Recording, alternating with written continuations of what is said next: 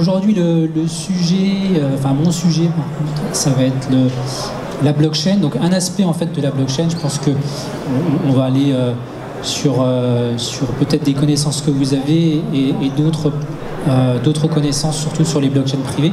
C'est un peu l'idée, parce qu'on parle de transparence, de sécurité des données, donc surtout de ces deux aspects qu'une blockchain peut apporter. Donc l'idée aussi, c'est que je vous expose un cas concret qu'on a pu déployer chez Axiocode, où je suis donc directeur technique et cofondateur. Avant de démarrer, je voudrais savoir juste parmi vous s'il y a des personnes qui ont déjà entendu parler des technologies blockchain.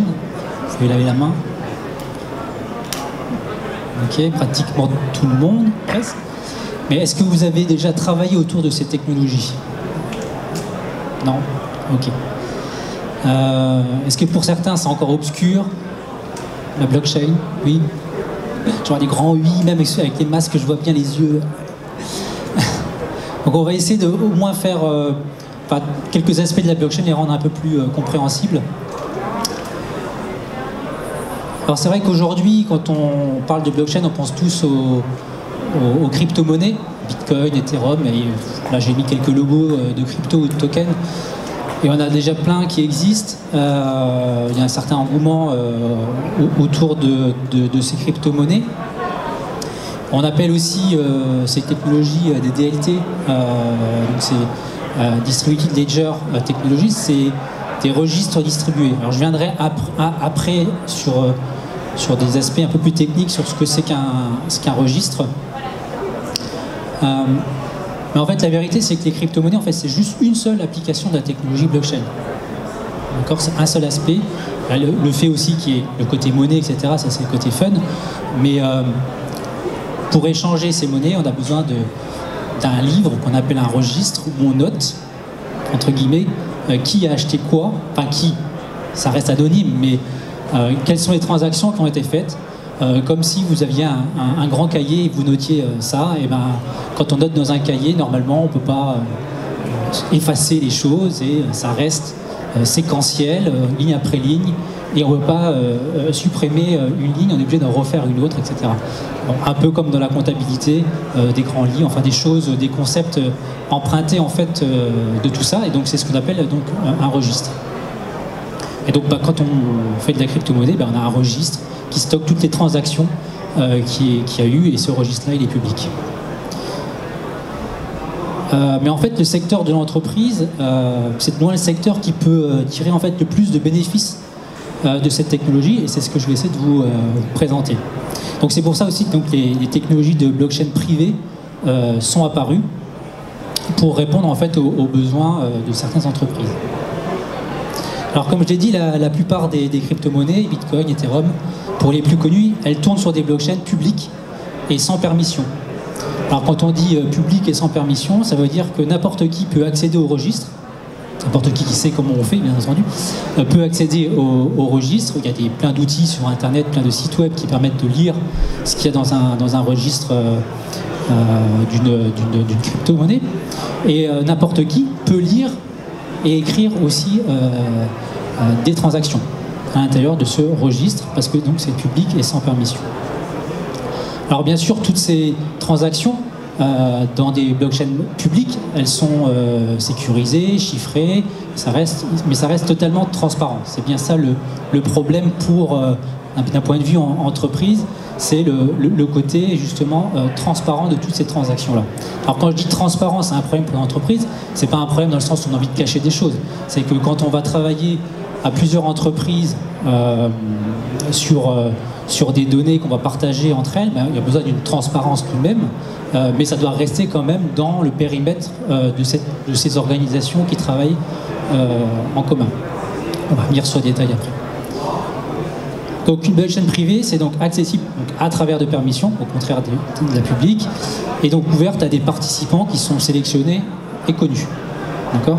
Si je fais juste un parallèle, par exemple, sur des prestataires dans le transport, on a par exemple, on prend un UPS, un FedEx, et puis donc eux vont transporter nos colis. Il y a des clients de ces sociétés-là qui les missionnent pour transporter ces colis. Il y a les clients qui réceptionnent les colis qui ont acheté. Tout ça, en fait, c'est des participants différents, c'est des entreprises différentes, c'est tout un écosystème qui peuvent avoir besoin de transmettre des données entre elles et de s'assurer en fait qu'il y a bien des données qui soient transparentes, que tout le monde accède à ces données-là. Donc on a bien ici des gens qui sont sélectionnés, connus, qui font partie d'un même réseau et qui vont échanger les données. On va essayer de garantir avec une blockchain privée que ces données-là en fait sont transparentes et sécurisées. On va voir du détail.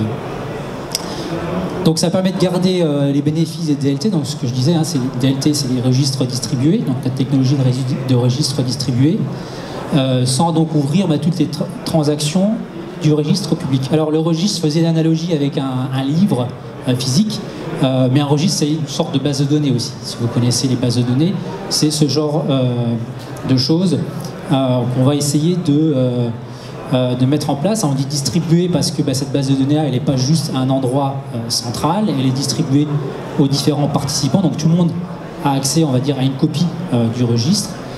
C'est un des avantages de la blockchain en général. Donc il y a un autre élément fondamental et essentiel dans toutes les blockchains, qu'elles soient publiques ou privées, c'est ce qu'on appelle les smart contracts, c'est-à-dire contrats intelligents. Alors, donc l'équivalent d'un smart contract dans le monde réel, c'est un contrat traditionnel. Vous faites un contrat, que ce soit un contrat de travail, que ce soit un contrat entre deux entreprises qui définit comment va se passer la relation entre les différentes parties. De la même manière, en fait, dans les blockchains, on a des contrats. Alors, ils ne sont pas régis par un cadre juridique, comme un contrat de travail, par exemple, mais par le code informatique, en fait, qui vont contenir. Et c'est ce contrat, ce code informatique qui va définir finalement le contrat. C'est-à-dire que un code informatique va dire voilà, je fais telle opération.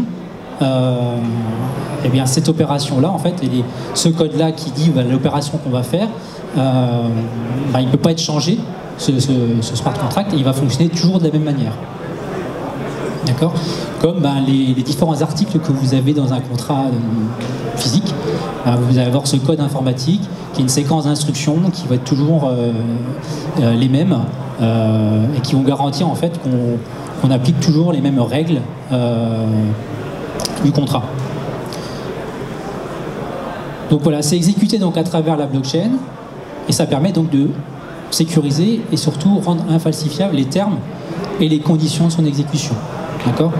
C'est-à-dire que les instructions qu'on va avoir dans ce contrat-là, dans ce smart contract, ne peuvent pas changer.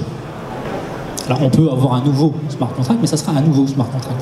Donc, tout ce qu'on aura fait avec l'ancien restera à jamais en fait dans la blockchain. Alors les bénéfices des blockchains privées, donc il y en a trois. Le premier, c'est la réduction des coûts opérationnels, et alors toujours dans le cadre de l'entreprise. Bien sûr, on est revenu sur le privé, sur l'entreprise. Donc réduction des coûts, optimisation des processus métiers. Comme je le disais tout à l'heure, les contrats intelligents, c'est du code informatique. Donc déjà, comme tout logiciel, ça permet de normalement gagner du temps, réduire les coûts, etc.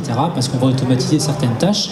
Certaines fois des tâches les plus banales, et donc on va optimiser de toute façon son process parce qu'on va le digitaliser, que ce soit avec une blockchain ou autre chose.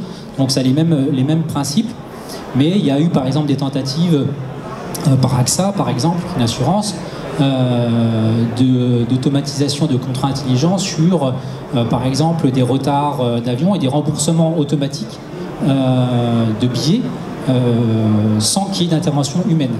C'est-à-dire qu'il y avait donc une blockchain qui savait, alors je ne vais pas venir sur des notions un peu trop compliquées de oracle, mais qui savait en fait qu'un vol était annulé ou qu'il y avait du retard et qui automatiquement remboursait en fait les personnes, sans même qu'il y ait d'interaction humaine.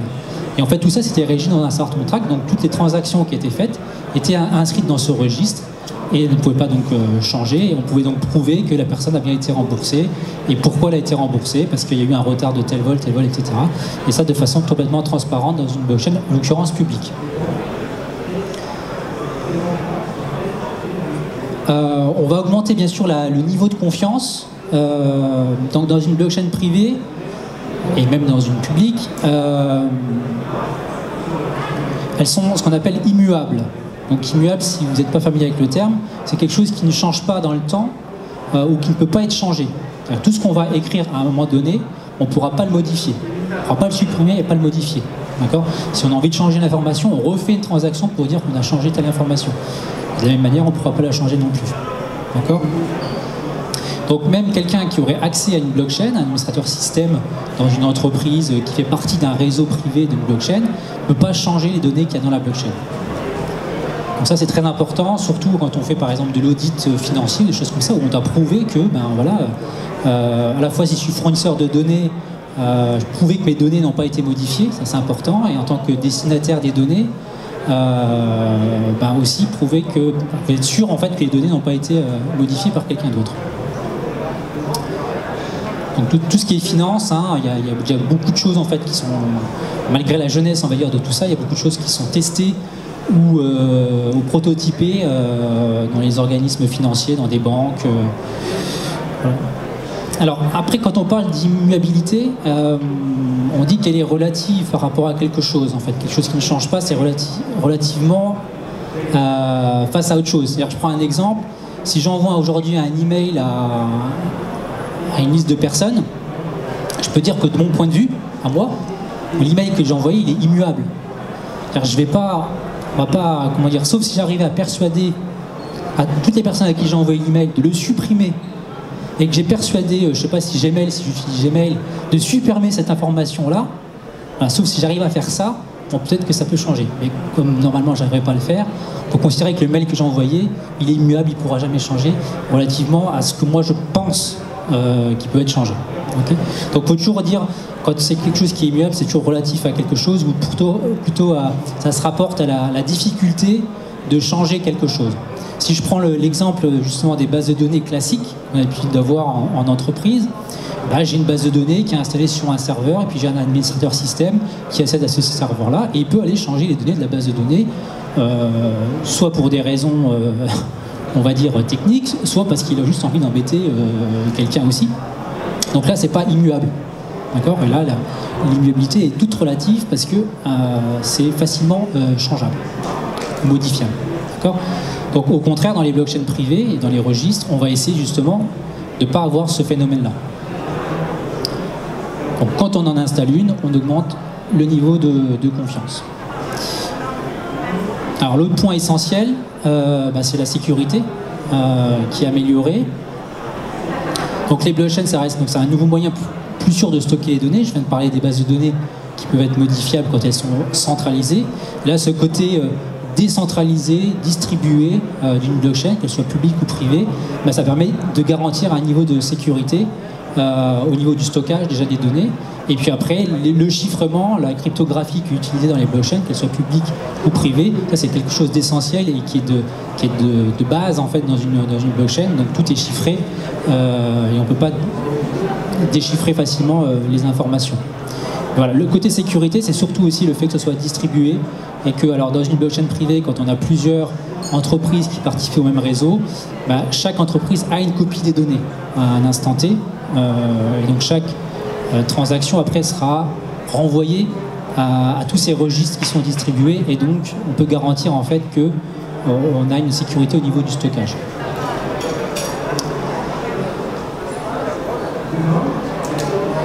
Alors je vais évoquer donc un cas concret. On a pu donc travailler sur ce cas chez Axiocode. Donc un exemple sur le suivi de la vaccination des chevaux de compétition. Donc on a un client qui s'appelle la FEI, qui est la Fédération française internationale, Fédération équestre internationale FEI, donc qui souhaite donc améliorer tout le process de traçabilité des vaccins qui sont administrés aux chevaux de compétition et notamment pour des problèmes de grippe, les grippes sur les animaux et qui peuvent poser des problèmes sanitaires graves. Tout le monde se rappelle de la grippe aviaire, ce genre de choses. Donc c'est pareil pour les chevaux, il y a des grippes qu'il faut surveiller, donc ils doivent être vaccinés contre ça. Et donc pour participer donc, à un concours international d'équitation, il faut donc avoir les vaccins en règle. Donc aujourd'hui, ils ont un peu comme tous les animaux, hein, un passeport où on inscrit des informations sur le cheval et où le vétérinaire va coller les stickers des vaccins qu'il administre aux chevaux. Okay, donc aujourd'hui, c'est comme ça que ça fonctionne. Donc là, le but c'est d'imaginer une application smartphone pour le vétérinaire qu'il va pouvoir utiliser pour à la fois identifier le cheval. Donc ici on voit par exemple qu'il y a, en fait les chevaux ont tous une puce dans l'encolure. Donc il y a donc un scanner. Donc c'est un transpondeur en fait, la puce, hein, qui envoie un signal. Donc il y a des scanners qui vont lire en fait le numéro d'identification de la puce. Donc l'application est connectée en fait à un certain nombre de scanners par Bluetooth. Et donc on remonte après les informations du cheval scanné pour avoir ces informations. Et de là, on va pouvoir démarrer, après déjà vérifier un certain nombre d'informations sur le cheval. Est-ce que le cheval que je viens de détecter, c'est le bon? Parce qu'il y a différents critères à vérifier quand on est vétérinaire. Et puis une fois que c'est bon, il va pouvoir donc administrer son vaccin. Bon, ça, la blockchain va prendre, c'est physique, hein, donc là il y a bien quelque chose à mettre dans le cheval, ça on ne pourra pas y couper bien entendu. Donc il va pouvoir mettre les informations sur le numéro de lot, sur le vaccin qu'il a administré, prendre une photo du sticker qu'il a collé sur le passeport, donc ça donne une preuve en plus. Et donc ces informations-là sont après envoyées, donc on a une transaction qui est créée dans une blockchain de la FEI qu'elle va gérer pour les différents participants de ce réseau-là.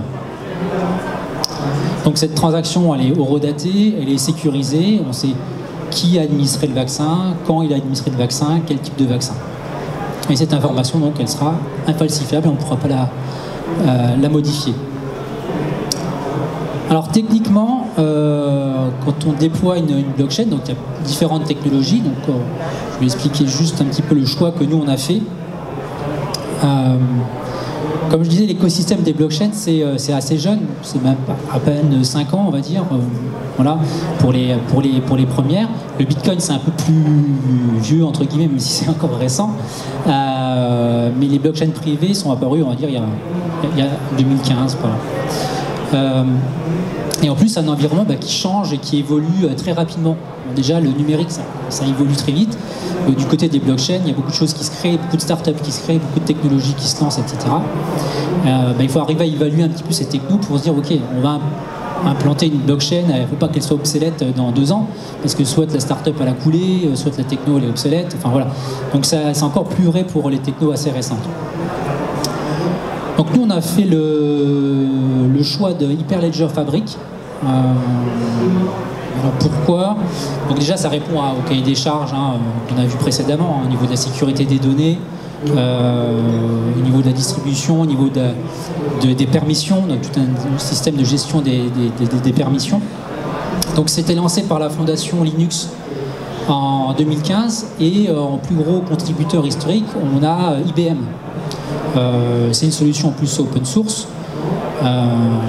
Donc facilement on va dire accessible, il n'y a pas de coût financier on va dire de licence pour accéder à cette technologie là. Il y a d'autres coûts bien entendu d'infrastructure, mais en termes de licence il n'y a pas de coût de licence. Et donc IBM, la fondation Linux, c'est donc une technologie plutôt pérenne et sérieuse. Donc on s'est dit ok, c'est cette technologie, et bien sûr elle répondait bien sûr au cahier des charges en termes de sécurité. Donc on a fait ce choix. Donc c'est un petit peu ça que je vais vous expliquer. Oui, au niveau d'Hyperledger, donc je parlais c'est une fondation, Hyperledger. Elle a tout un écosystème et différents projets autour des blockchains.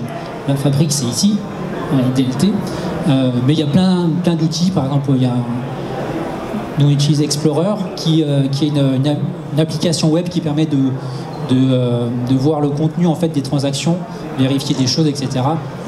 Sinon ça serait qu'une boîte noire en fait, Fabric. Donc là c'est un outil qu'on utilise qui est aussi open source et qui est dans la fondation et qui est maintenu. Voilà. Donc il y a différents après autres types de librairies de blockchain. Moi c'est un écosystème assez complet, voilà, et donc c'est pas plus mal pour la pérennité. Alors je vais essayer de rentrer un peu dans le fonctionnement, je vais essayer d'avoir un niveau plutôt élevé sans rentrer dans les détails techniques, ça va être difficile à un moment donné de pas switcher sur des termes un peu techniques, mais on va essayer de rester, j'espère, assez simple quand même. Alors, je dis simple et puis je montre un schéma. Alors là, en plus, c'est un réseau très simplifié du blockchain privé où là, on voit ORD 1, ORD 2 et Founder. Donc, on a plusieurs entreprises qui constituent donc un réseau. Et alors, au niveau des différents composants qu'on va avoir dans une blockchain, je vais essayer après de parler toujours du projet avec les vétérinaires pour que vous compreniez bien après où se situent les informations. Le client, là par exemple sur le projet des vétérinaires, c'est l'application mobile qu'a le vétérinaire qui va envoyer la transaction, c'est-à-dire les informations qu'il a saisies sur le vaccin qu'il administre. Et en fait, c'est envoyé en fait à un canal qui est sécurisé entre les différentes entreprises du réseau. Et les entreprises, en fait, elles ont des nœuds, on appelle des peers, d'accord ? On va vous montrer le détail, enfin, je vais vous montrer le détail d'un nœud. Et donc, chaque entreprise possède ses propres nœuds. Donc là, il n'y en a que un, mais généralement, il y en a beaucoup plus. Et je vais vous dire pourquoi après. Chaque entreprise a ce qu'on appelle un CA, donc c'est une autorité de certification pour... je parlais du chiffrement. Donc, c'est important que tout soit chiffré et on chiffre ça par des certificats, un peu comme les certificats SSL que vous avez quand vous surfez sur Internet en HTTPS. Alors, il y a un certificat qui est délivré pour que la connexion soit sécurisée. Là, c'est la même chose. Toutes les transactions sont sécurisées et sont chiffrées via des certificats. Ça, c'est pour faire court. Donc, au niveau des différents nœuds, donc les nœuds, je le rappelle, c'est des éléments, des composants logiciels que chaque entreprise va installer, qui font partie du réseau, bien sûr, et qui sont autorisés et qui ont la permission d'accéder à ce réseau-là, va installer sur son infrastructure. D'accord ? Il y a différents types de nœuds. Il y a ce qu'on appelle donc les nœuds d'approbation, endorsing peer, et committing peer. Committing peer, c'est simplement un nœud qui va stocker le registre. Comme je le disais tout à l'heure, il y a un registre, donc le ledger, et le registre, en fait, il contient deux choses. Il contient la blockchain, qui est en fait toutes les données séquentielles, toutes les transactions séquentielles dans un ordre précis, c'est toujours séquentiel, toutes les données en fait de la blockchain. Et on a ce qu'on appelle le world state, qui est en fait une base de données en fait qui est à côté et qui va stocker le dernier état d'un objet qu'on va stocker dans une blockchain. Si je parle des vaccins et des vaccinations, nous on va stocker donc chaque transaction dans la blockchain va avoir les informations sur les données du vaccin qui ont été administrées par les vétérinaires. Et à un moment donné, dans le process, je ne l'ai pas dit, mais dans le process, il y a la FEI, donc l'organe central, on va dire, qui va valider, on va dire, l'information qu'elle a reçue via la blockchain. D'accord ? Donc il y a, à un moment donné, notre vaccin, il a été administré, mais il a un état administré, on va dire, et la FEI va valider, en fait, parce qu'elle va voir la photo qui a été envoyée en même temps, va dire, ok, c'est bon, je valide ça. Donc ça veut dire qu'on va modifier, à un moment donné, l'état de ce vaccin pour dire qu'il a été validé. D'accord ? Et ce fait de valider va aussi écrire cette information dans la blockchain de façon séquentielle. D'accord ? Et donc on a cet objet vaccin, vaccination, qui lui change au cours du temps. D'accord ? Donc on a à chaque fois dans la blockchain toutes les étapes de la donnée qui a évolué. Et la world state va stocker la dernière information de cet objet-là. D'accord ? C'est un moyen rapide de savoir en fait, si je parle de vaccin, quel est l'état du vaccin, ok, il a été validé, etc. C'est un moyen rapide. Alors que la blockchain va grossir au fur et à mesure parce qu'elle va contenir toutes les transactions qu'il y a eu. Et tous les états des objets au fur et à mesure du temps. Donc quand il y a beaucoup de vaccins, il y aura une grosse blockchain. Et donc l'avantage, c'est que toutes les organisations ont donc un certain nombre de nœuds, de peers, et donc ils vont avoir tous une copie de tout ça. Donc de la blockchain, donc toutes les étapes de la vie de nos objets, plus le world state. D'accord ? Donc on a bien distribué à tout le monde toute la base de données, toute la blockchain. Des vaccins en l'occurrence. La petite différence entre les deux aussi, vous avez vu chain code. Tout à l'heure je parlais de smart contract. Alors chain code c'est le petit nom des contrats intelligents chez Fabric. Donc c'est la même chose, c'est des smart contracts. Et donc c'est le fameux code qui va être exécuté au moment où on demande une transaction. On va l'expliquer un peu plus après. Donc là, l'idée, c'est de comprendre, on va dire, qu'il y a des nœuds qui sont répartis et que la base de données et la blockchain est répartie dans tous les nœuds de toutes les entreprises qui font partie du réseau privé. Alors c'est peut-être là où c'est peut-être un peu difficile, mais je pense que c'est compréhensible. Alors, on a les différentes étapes. Toujours pareil, mon vétérinaire, il envoie avec le smartphone une information avec ce qu'il vient de faire, ce qu'il vient d'administrer comme vaccin. Et donc le mécanisme, alors quelque chose de très important dans les mécanismes de blockchain, c'est ce qu'on appelle le consensus. Si je reviens aux blockchains publiques et aux crypto-monnaies, peut-être que vous avez déjà entendu parler le terme miner des blocs, d'accord? Donc on est sur, ou sur Ethereum par exemple, sur une autre crypto-monnaie, on a ce qu'on appelle le proof of work. Donc c'est-à-dire qu'à partir du moment où j'ai donné de la puissance de calcul à une blockchain, parce que je fais partie de ce réseau public-là, je suis rétribué pour, et le fait d'avoir fait des calculs, j'ai prouvé que la transaction peut se faire parce que j'ai garanti le chiffrement et la vérification de tout ça. Donc, et je suis rétribué pour le faire dans une blockchain publique. Dans une blockchain privée, c'est un autre type de consensus. Et il y a autre chose qui est important quand on parle de consensus, c'est le temps que met une transaction à être exécutée et à arriver tout au bout de la chaîne. Hein, toutes les étapes ici. Dans une blockchain privée, généralement, c'est quelques secondes. Ça doit être justement quelques secondes parce qu'on peut avoir des milliers de transactions qui se passent, surtout dans la logistique. Je ne sais plus le nombre de millions de transactions qui se font par jour chez Ikea, par exemple, juste pour tous les scans de colis, quand ça passe d'une usine à une autre, les achats, etc. Tout est tracé. Et c'est des milliers de transactions, en fait. Donc, si vous mettez plusieurs secondes, voire minutes, pour valider une transaction, ben, ça ne marche pas en entreprise. D'accord ? Alors c'est le cas dans les blockchains publiques.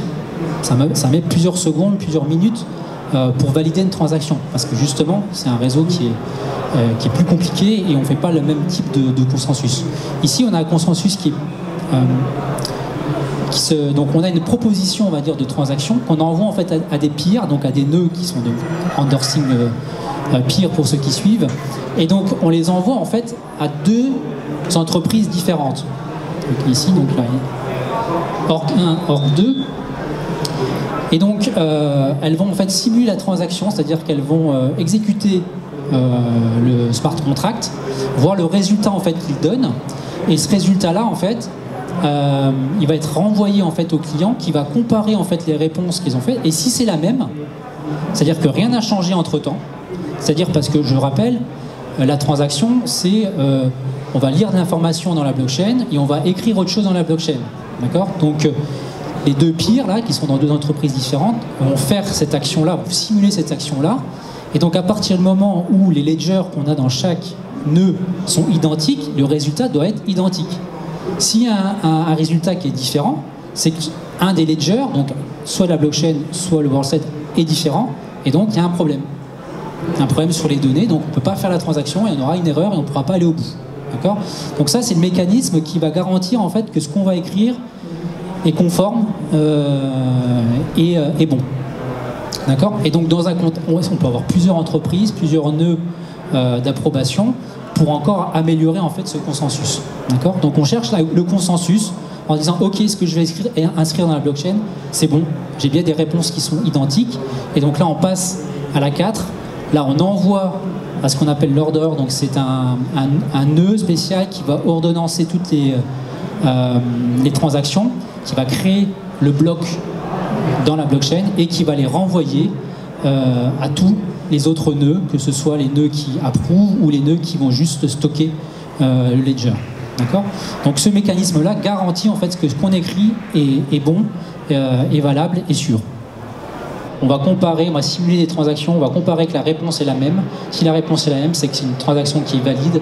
Et là, on va pouvoir distribuer à l'ensemble en fait, des nœuds du réseau la donnée à inscrire dans sa blockchain, dans sa copie de blockchain. Donc en conclusion, je dirais que les blockchains privées donc, sont des solutions qui répondent donc, parfaitement aux problèmes de sécurisation, de traçabilité des données échangées par plusieurs entreprises et organisées bien sûr dans une sorte de consortium commun, donc et d'échange d'informations entre plusieurs entreprises. Donc ça permet de garantir en fait tout ça, la sécurisation des données. Bon, j'espère que vous avez pu avoir quelques clés de lecture sur les blockchains privées. Je sais que c'est pas forcément évident, donc n'hésitez pas si vous avez des questions à me les poser maintenant, à me les poser après, ou à venir sur le stand d'AxioCode si vous avez, vous voulez en parler un peu plus. Voilà. Mais dès que vous avez des questions sur la traçabilité en entreprise, des choses à mettre en place, à déployer à ce niveau-là, les blockchains privées sont une des réponses pour bien gérer tout ça. Merci.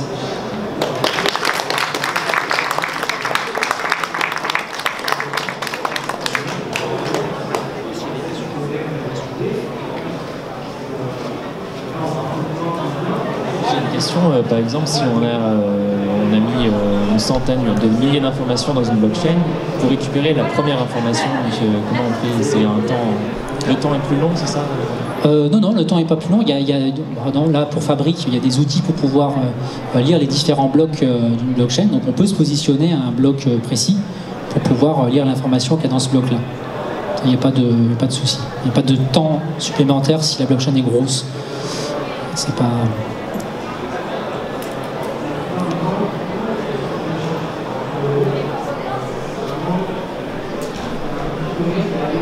Bonjour. Comment sont stockés les smart contracts et leurs évolutions?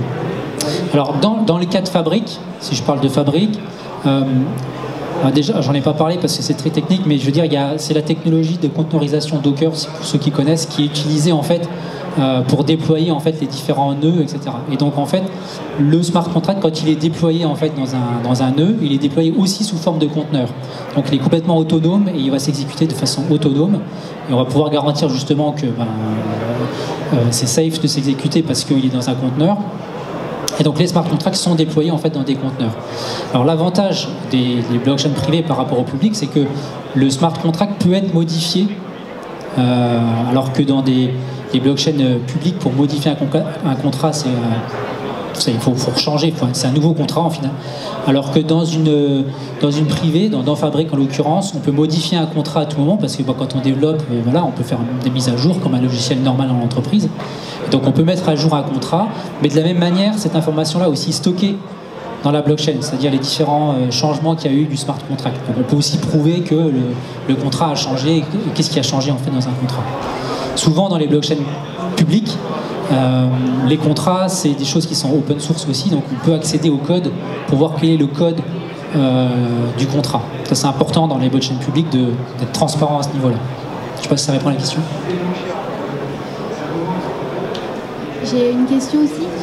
Est-ce que vous pourriez illustrer votre schéma avec un exemple, que ce soit les vétos ou que ce soit la logistique, juste qui est-ce qui confirme l'information et comment on fait pour confirmer l'information et après qui la retransmet? Alors dans le schéma, donc ici on peut imaginer que c'est l'application des vétérinaires. Donc lui déjà il y a la base de l'information, c'est-à-dire c'est lui qui l'a saisi, c'est lui qui prend la photo des stickers qu'il a posés et c'est lui qui est quand même responsable de l'information au départ. Il a été autorisé à le faire. Donc c'est toute la partie certification et permission. Il a été autorisé à proposer une transaction. D'accord ? Comme je disais, le consensus, en fait, il se fait ici, dans la partie 2.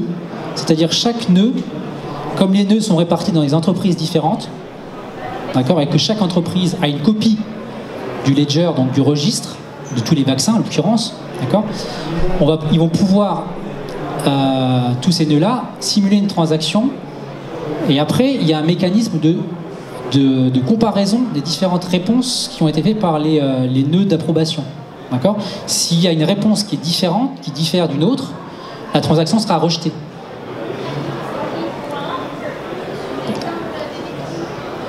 Pour l'exemple des vétérinaires, c'est, imaginons donc dans la transaction par exemple, on a le numéro d'identification du cheval. D'accord ? Si dans la transaction que j'envoie à Org1, qui est la première entreprise, on trouve ce cheval, il n'y a pas de problème. Si dans la deuxième, ce cheval par exemple n'existe pas, voilà, je vais avoir une réponse qui sera différente, et donc on va comparer les deux, et là on va dire, bah tiens, il y a un problème. Donc je refuse la transaction. Parce que normalement, c'est pas censé arriver. Vu qu'on distribue le même registre à tout le monde en temps réel, on ne devrait pas avoir une différence de données. S'il y a une différence de données, c'est qu'il y a quelqu'un qui potentiellement a modifié un registre. Et ça ne devrait pas arriver. C'est tout le but de ça. Donc pour que ça n'arrive pas, on refuse la transaction. Donc elle est à refaire. Donc là, notre vétérinaire, il a juste un message qui lui dit impossible de continuer la transaction, ce genre d'information. Alors c'est technique, donc lui ne va pas comprendre pourquoi.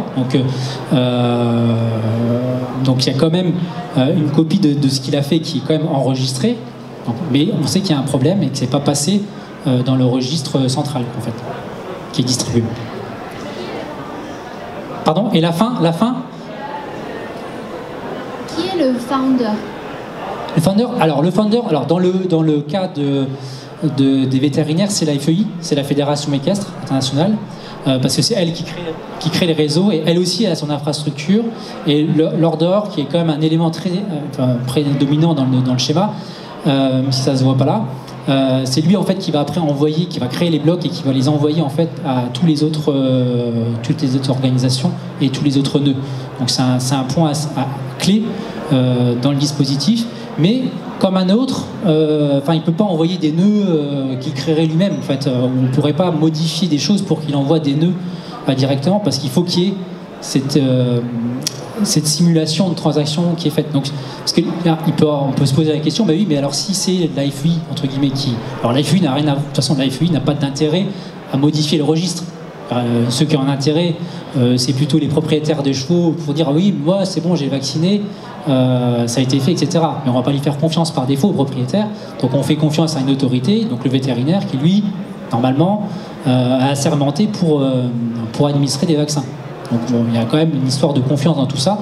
Donc la FEI, qui est le founder, n'a pas d'intérêt à modifier, on va dire, des blocs ou. Mais de toute façon, elle ne pourrait pas le faire. Dans le cas de fabrique, c'est pas possible. Mais le founder, voilà, c'est plus qui a été à l'initiative, on va dire, du réseau au départ. En sachant qu'il y a des règles qui sont établies, c'est-à-dire qu'on définit le nombre d'organisations, quelles sont ces organisations, le nombre de nœuds qu'elles doivent tous avoir, le nombre de nœuds d'approbation, tout ça est paramétré en fait dans le réseau. Et s'il n'y a pas de nœud, par exemple, disponible pour une organisation qui est censée approuver une transaction, la transaction sera rejetée aussi.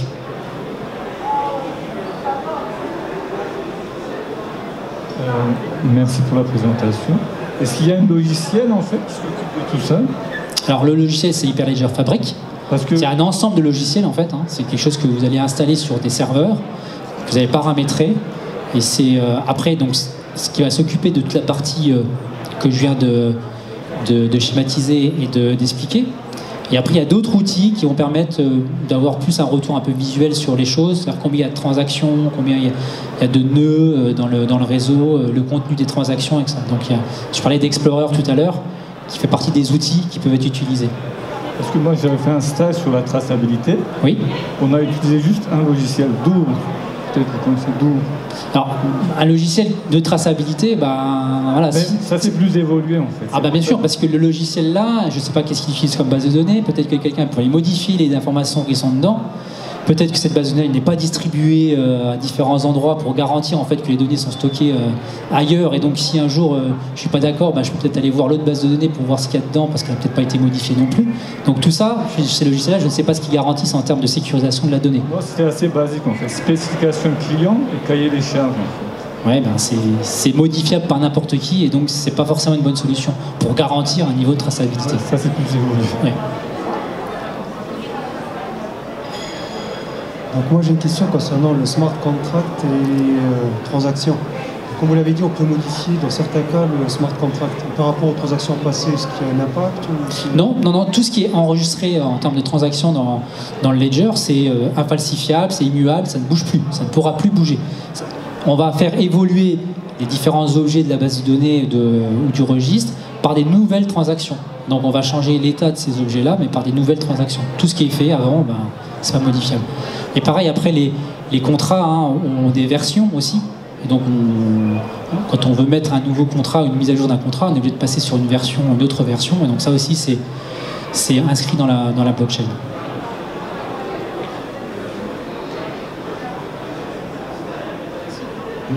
Est-ce que la distribution d'un bloc a un coût sur l'écriture Alors justement, c'est vrai que j'en ai pas parlé, mais c'est un aspect, c'est vrai, en plus très essentiel quand on met une blockchain privée en place, ou quand on veut utiliser par exemple une blockchain à un moment donné dans un projet, et on se dit, oh, bah tiens, je vais peut-être utiliser Ethereum, une blockchain publique, etc.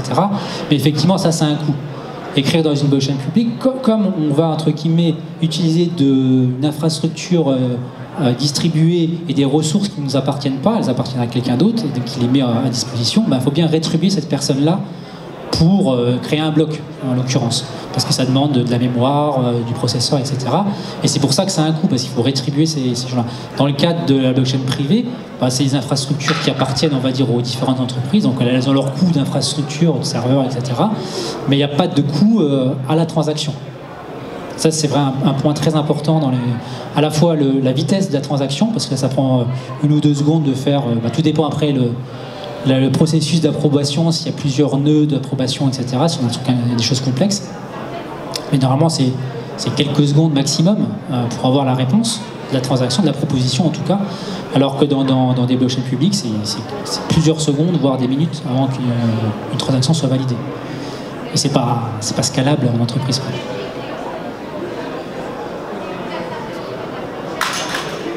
Oui.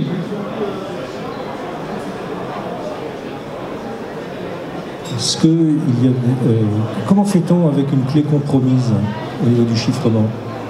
Alors, de la même manière, s'il y a une compromission des clés, la proposition des transactions, c'est ce qu'on ne voit pas en fait dans tout ça, c'est que à chaque étape, en fait, on va utiliser les différents certificats qui sont générés par tous les éléments. Chaque nœud, chaque utilisateur a un certificat. Chaque nœud a un certificat. Tous les composants en fait de la blockchain privée, en l'occurrence Fabric ici, a un certificat. Donc s'il y a quelque chose, si un certificat qui est expiré ou qui a un problème, etc., la réponse de la même manière ne sera pas la bonne. Il y aura même une erreur un peu plus avant même. On n'arrivera même pas à la simulation pour ce nœud, et donc on n'aura pas l'approbation. Parce que quand on définit, par exemple, dans les paramètres, on va dire il faut absolument, par exemple, 3 ou 4 nœuds, par exemple, qui approuvent, qui simulent une transaction et qui l'approuvent pour que ce soit OK. S'il y en a un qui n'est pas OK, à cause d'un problème de certificat, ça ne passera pas et donc on ne pourra pas approuver la transaction. Comment? Je n'ai pas compris. Avec le MAS, pardon. Oui.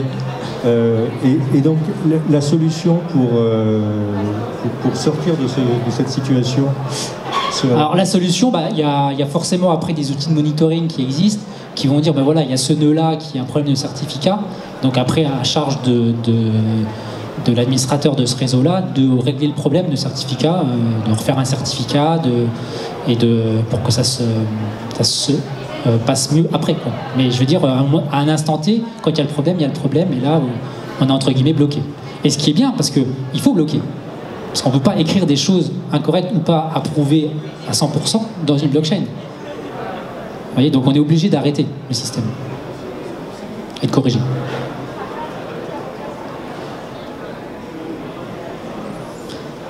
Je crois que c'est bon. 42. Merci beaucoup et n'hésitez pas à venir me voir sur le stand Détresse s'il y a d'autres questions. Merci.